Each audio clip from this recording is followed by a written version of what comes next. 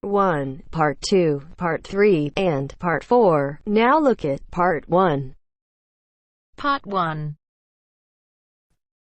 There will be time for you to read the instructions and questions, and you will have a chance to check your work. All the recordings will be played once only, and you will hear a conversation between two people talking about insecticide.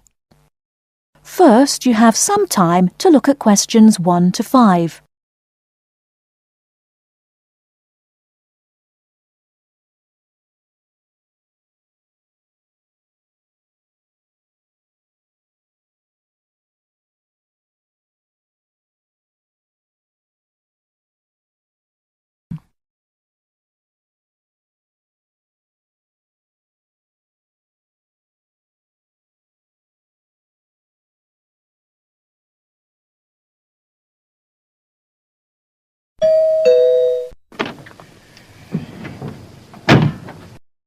Yes?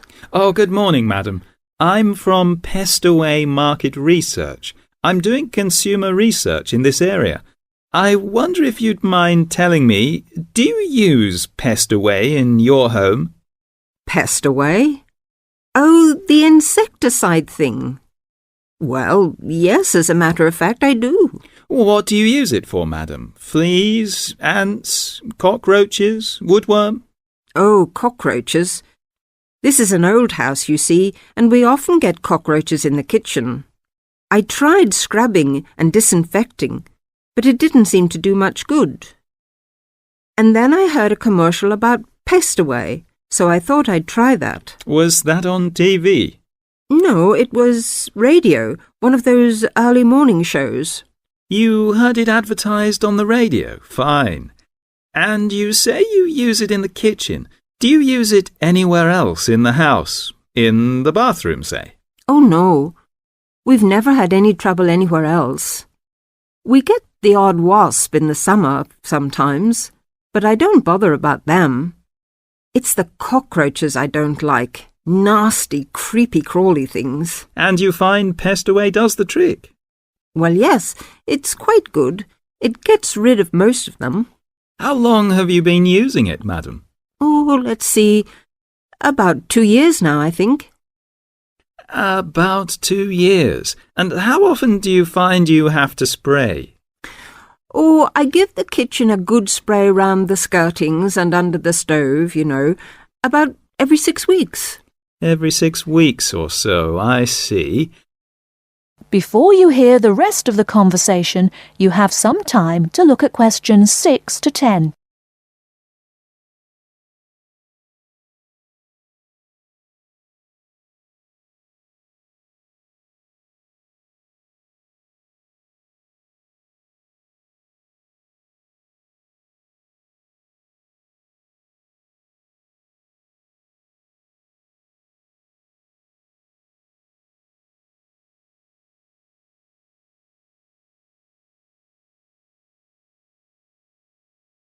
Now listen and answer questions 6 to 10.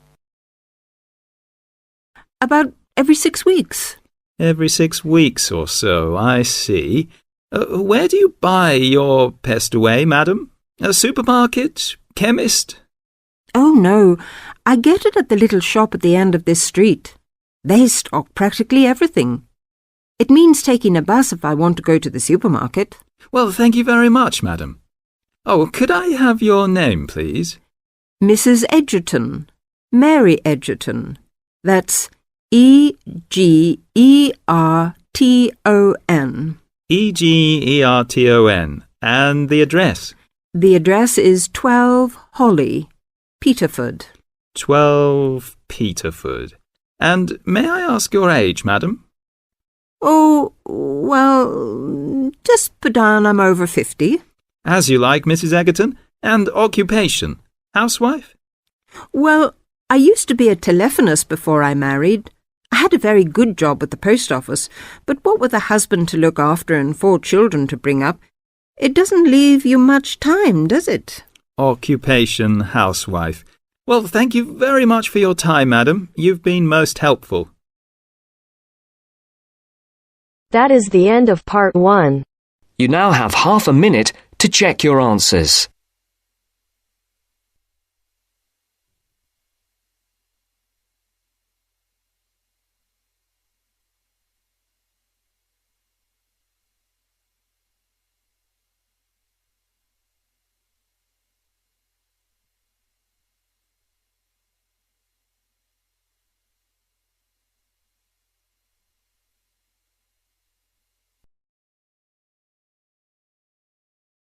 Now turns to part 2. Part 2. You will hear a conversation between a student and an accommodation officer. First, look at questions 11 to 14.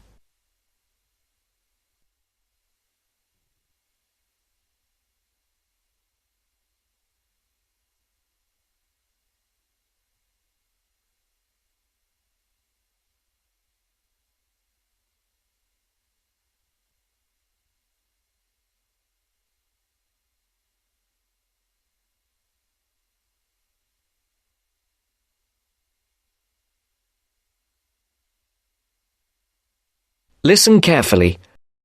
Well, you have left things a bit late. Have you tried looking for somewhere in Newbridge? Newbridge? No, I haven't. I've never heard of Newbridge. Well, let me show you. I've got a map here. Here's where everything is. You come into Newbridge over the bridge, and the main road in front of you is, surprisingly enough, the High Street. This is one of the main streets. And branching off to the left, you can see there, is West Street. That is another busy part of town. I see. Now, as I was saying, here is the High Street, and here is West Street going left. Now, if you go along West Street, the first place you come to on your right is the supermarket. It's not a very big one, but it's got most things you're likely to need. Next to it, there's the Old Town Hall. I say the Old Town Hall because it is about 100 years old, but it will soon make way for a car park, I'm afraid. I suppose the car is king. Now, opposite the supermarket is the railway station. You can get very frequent buses and trains from here into the university. And next to that is the sports centre. It's a brand new one and was built on the site of some tennis courts. So that's progress. It's got everything the keen sportsman like yourself might require. Now, that's the centre of town, and I want to point out to you the buildings opposite the supermarket, but on the other side of London Road. There are two buildings there. The one further away from the High Street is called the Heights, and the one nearer the High Street is called the Towers. What are they? They are where you could find a flat. One of them, the Heights, has a number of flats for rent at the moment. Oh, good. Look at questions 15 to 20.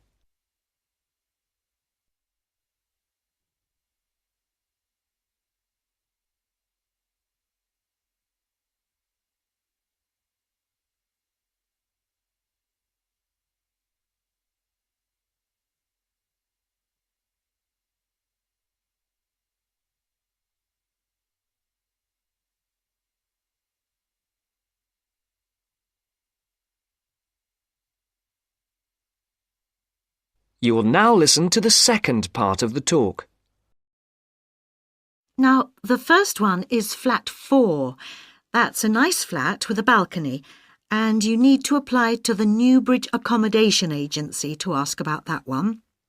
You'll find their number in the phone book. Number 6 is another nice one which has been empty for a while, and you can ring the owner directly, I think. Yes, I've got her number written here. There it is. Right, thank you. Good. Now, number 8 is a re-advertisement. What do you mean? Well, it did have a tenant, but now it is for rent again, so I'd like to ask about that one. Leave it with me and I'll look into it for you. Then we can talk about it when I've got more information. Okay. Are there others in this block? Yes, there's number 10. Now, this one's a bit strange. It's advertised with an agency as well as privately in the local paper. Normally, if it's advertised through an agency, you shouldn't really go behind the agency and go directly to the owner. But on this occasion, I suggest you just answer the advert here in the newspaper, which the owner has obviously put in. OK. Finally, there is number 14. This is with the New Start agency. This is an agency started by the girl who was my assistant here, and she left to make money for herself, so she's not my favourite person. But I'm afraid I would have to advise you to go through the agency anyway. Again, their number is in the phone book. All right, is that something for you to be starting with? That's great. But what kind of place is Newbridge? It's a nice place. It was developed about 100 years ago, really for people who worked in the factories around there. They were clothing factories and everyone worked in them, men, women, boys and girls. Then, when the factories closed down, things got very difficult for the town. There was a huge amount of unemployment until a few years ago when, in the telecoms boom, a company making mobile phones started up. I think your phone was made in Newbridge. And now this company employs most of the people in the town. There are new housing estates on the edge of the town, but they're mostly occupied by young families, and there isn't much student accommodation there. Most flats and so on are in the centre. That sounds good. Well, let me know how you get on. Yes, of course. Thank you. Bye. Bye. That is the end of part 2. You now have half a minute to check your answers.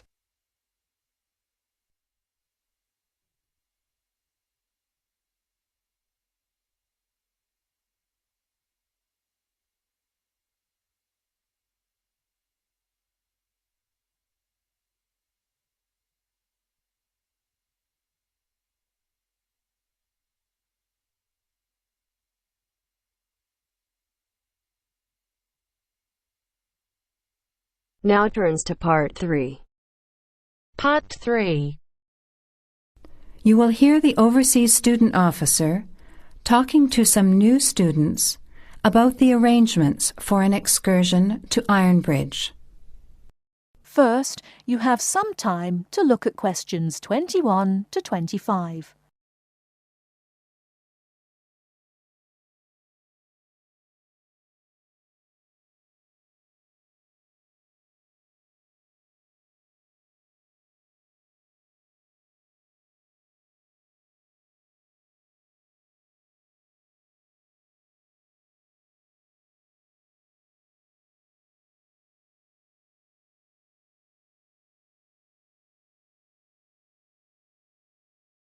Now listen carefully and answer questions 21 to 25.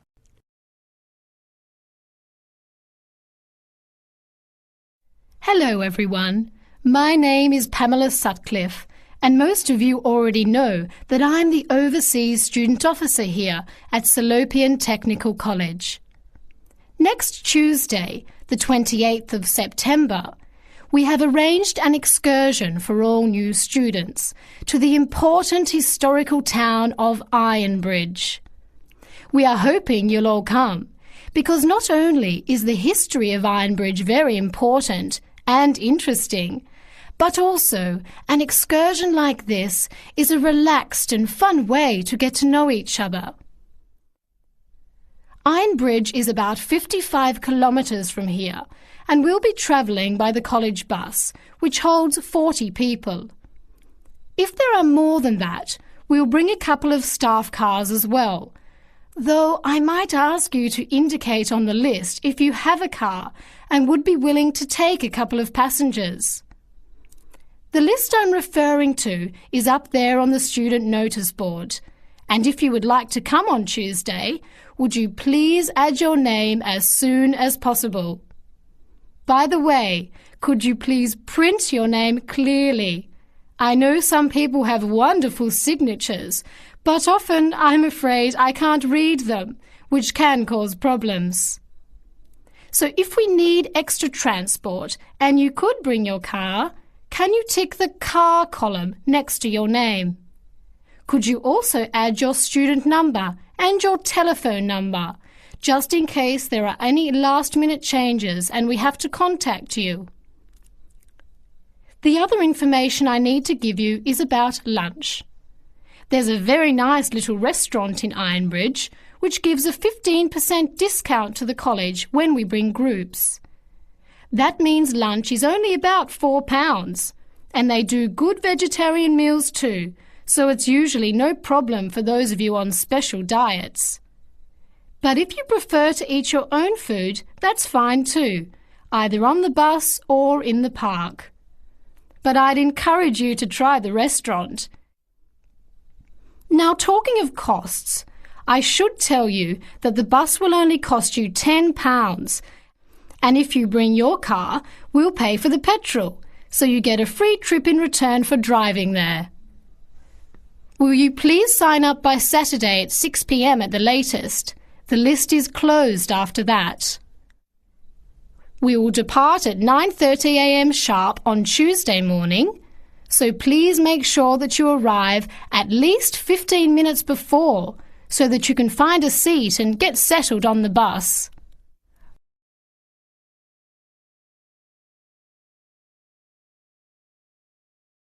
Before you hear the rest of the talk, you have some time to look at questions 26 to 30.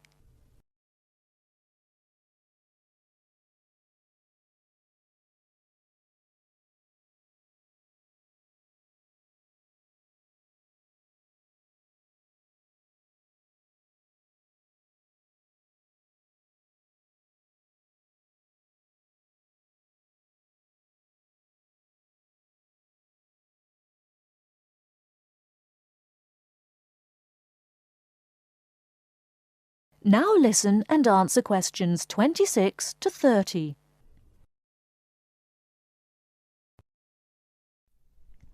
The college bus garage is behind the engineering workshop. It's quite easy to find. If you come here to the Student Union building, then walk east down the avenue until you get to the childcare centre on your left, and then turn left and walk past the sports centre and the tennis courts, which are both on your left. Cross over Central Square, and opposite you is the engineering workshop. Walk around the back and you'll see the bus.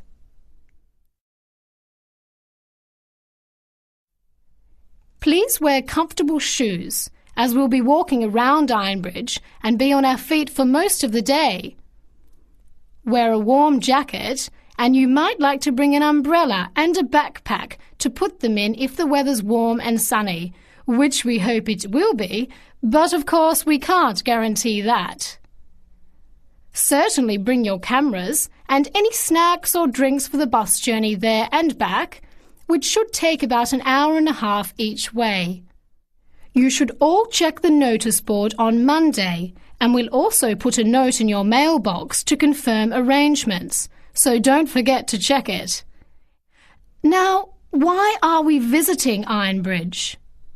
Well, Iron Bridge, as the name suggests, has got the original iron bridge. That is, the first ever iron bridge in the world. It was the birthplace of the Industrial Revolution, and for 40 years it led the world, as Britain changed from an agricultural society into an industrial one. It's hard to imagine today that this pretty, sleepy little tourist town was one of the most important places in England for over a century. Just imagine, 200 years ago, people from all over Europe and even North America came to Ironbridge to learn about what was then the latest technology. Today it is listed as a World Heritage Site by the United Nations, as they consider the unique collection of industrial monuments, rank it alongside the Grand Canyon, the pyramids, and the Great Barrier Reef. One place that's fun to visit is Blist Hill, which is a reconstruction of a small Victorian industrial town where people are working and living as they did 100 years ago. I hope you'll enjoy the day. It's been a very popular excursion in previous years, so I'm looking forward to going again next Tuesday. Now don't forget to put your name on the list as soon as possible. That is the end of part 3. You now have half a minute to check your answers.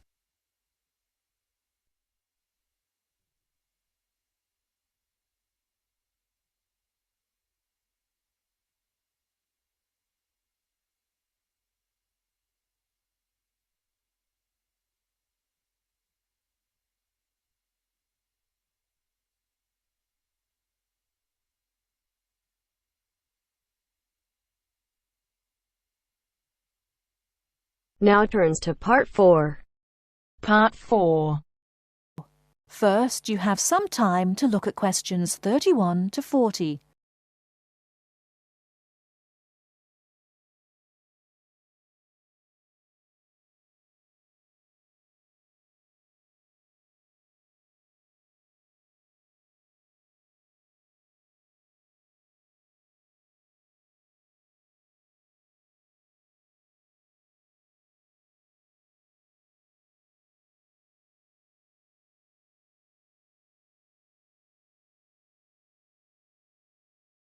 Now listen carefully and answer questions 31 to 40. Good afternoon, everybody. My name is Sally Miller, and I'm here to offer you some advice on legal matters whilst you are studying at this university. Happily, most international students complete their courses without running into any serious legal problems. But if you do find yourself involved in a legal dispute of any kind, ask for help. There are 2 options. First, contact the students' union or welfare officer. Even if they cannot help you directly, they should be able to advise you where to go for help. The second possibility is to contact the Citizens Advice Bureau in your area. You can find them in the local telephone directory. They will be able to recommend a solicitor if you need one, and tell you if there is a local law centre providing free legal advice. They will also be able to tell you whether you can claim legal aid to help pay for any court and legal fees. Let me give you some basic information about the police. The police have the power to stop and search anyone who appears to be behaving in a suspicious manner. If you are arrested for any reason, even if you know it to be a wrong reason, remember a few very important things. 1. Don't be aggressive. 2. Do not try to bribe the police officer. 3. If you are arrested by plainclothes police officers, ask to see some form of identification. 4. Give your true name and address if the officer asks you to. Lying to the police is a criminal offence. 5. Do not sign any statement until you have received advice from a solicitor. There is always a solicitor on duty at every police station. 6. You will be entitled to make 1 telephone call. If you use this call to telephone a friend, urge your friend to contact someone from your university or from the Students' Union and get advice about what you should do next. If you find yourself in trouble with the police, it is very important to get professional advice. Contact any of the following: your university welfare officer, the Students' Union at your university, your local Citizens Advice Bureau, a local law centre. If you are found guilty of an offence, it could seriously damage your position as an international student, so be sure to ask for help as early in the process as possible. Remember, obey the local laws. The laws here may not be quite the same as in your own country. Here are a few examples of actions that are illegal here. It is against the law to possess offensive weapons. For example, knives, guns, chemical sprays used for personal defense. Even women are not allowed to carry sprays or other deterrents to protect themselves against possible assault, except for rape alarms. Possess or supply hard or soft drugs. Disturb the peace. This is called disorderly conduct. This means that you can be arrested for being too noisy or rowdy. A few words about drinking. In this country, it is perfectly acceptable for adults to drink alcohol in moderate amounts. For many people, drinking is an established part of their social life. Going out for a drink is how they relax or spend time with friends.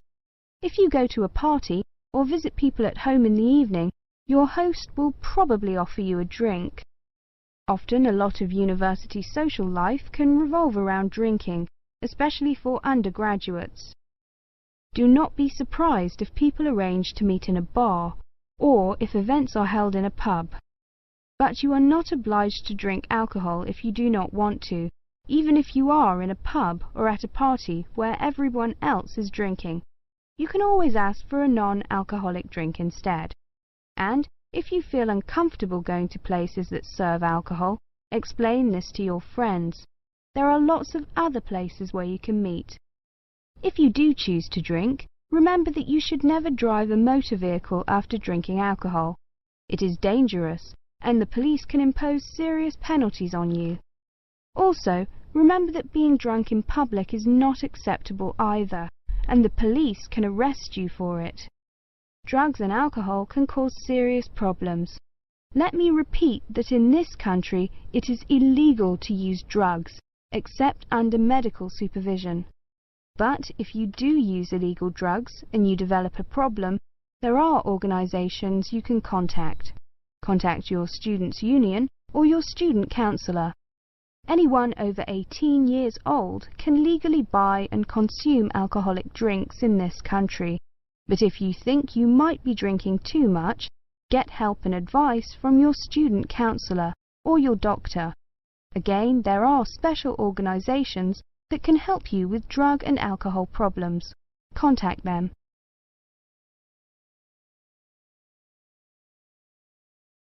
That is the end of part 4. You now have half a minute to check your answers. Our hearts beat to the city streets. We began to feel the fire. We rise like tall buildings as the chemicals, they take us higher. The night's young, it has just begun as she puts her hand in mine. We wanna chase the night.